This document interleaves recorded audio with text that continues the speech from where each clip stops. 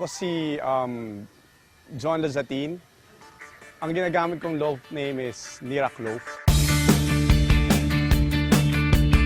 Itong lugar na ito, marami kaming alaga. From quails to may poultry dito, may piggery. Tapos meron kami isang malaking kulungan ng kalapate. So yung bata akong ginagawa ko, kumukuha ka ng ilang pares. So magsa-start ako ng paliparin sila hanggang matutunan ko yung breeding. Una ako nag-start ng pigeon racing. Actually, it's a gift binigay sa akin ni Mr. Rayso. Tapos eventually, nag-infuse ako ng mga ibang birds galing kay Mr. Mariano Lee.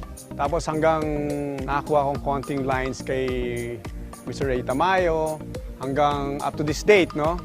Meron akong nakuhang bloodline kay Mr. Egayap, kay Mr. Nelson Chua. Sinubukan ko mag-pair ng galing kay Rayso at galing kay Egayap.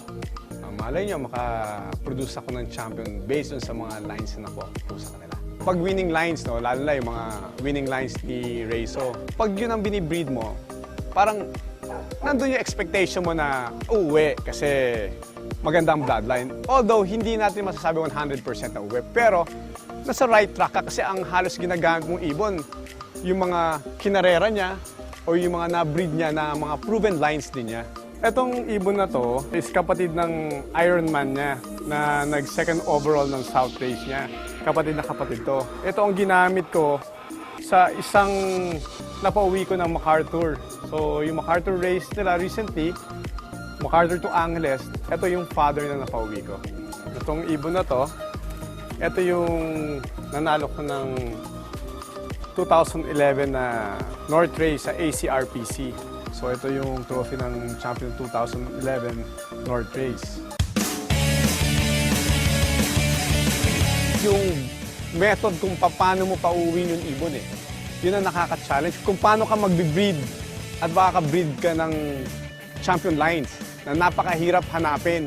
From time to time, syempre, gumagawa ka ng ways para umabot ka sa point na ma-reach mo rin yun kahit na yung number 1 slot, yung na pinakamahirap abutin talaga.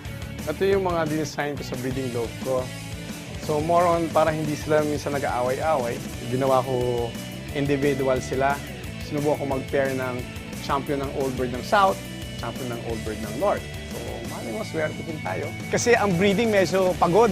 Kasi kailangan mo check yung itlog, kung okay ba, kung may similya ba yung kalapate, kung wala bang may sakit sa kanila, hanggang sa paglaki ng mga offspring nila. So, check mo lahat yon. Kaya medyo mas pagod ang breeding kaysa sa pinapalipad mo na, tinitrain mo na yung mga ibon for the race. Itong portion naman na to, dito ko muna linalagay yung mga wini-win kong mga yearlings. Katulad ng ginagawa, papalakasin ko sila. Tapos, pag malakas na silang kumain at kayang-kaya na lang yung sarili nila, doon ko lalagay sa race loaf nila. Actually, marami akong loaf, no? Meron isa dito sa taas. Yun, medyo, ang loob niya is wood. Medyo may ventilation siya sa taas.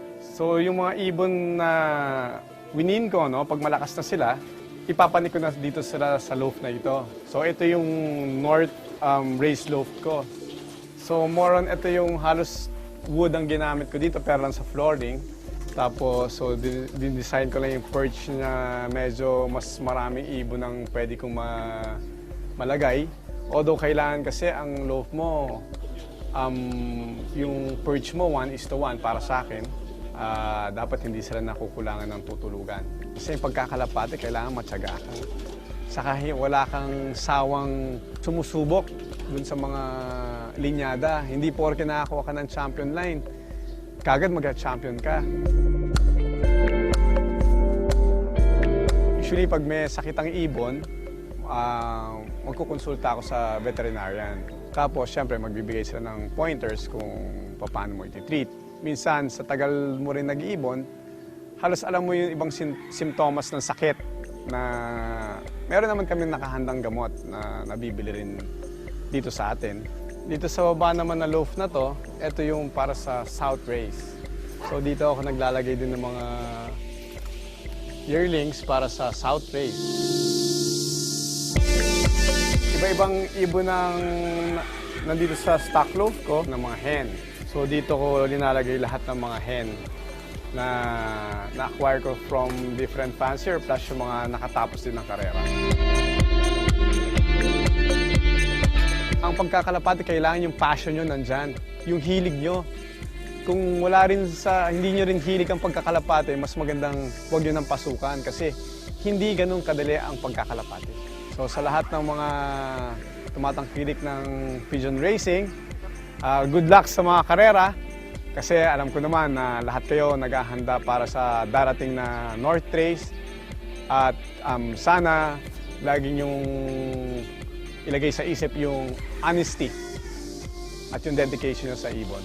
Hindi lang lagi sa ibon at yung samahan. Kasi ito isang malaking organisasyon na maraming nagkakalapati na maraming chismis at pag-aaway. Dapat tigilan na lahat yun. Dapat lahat tayo magsama-sama para panatilihin natin masaya ang pagkakalapati dito sa Pilipinas.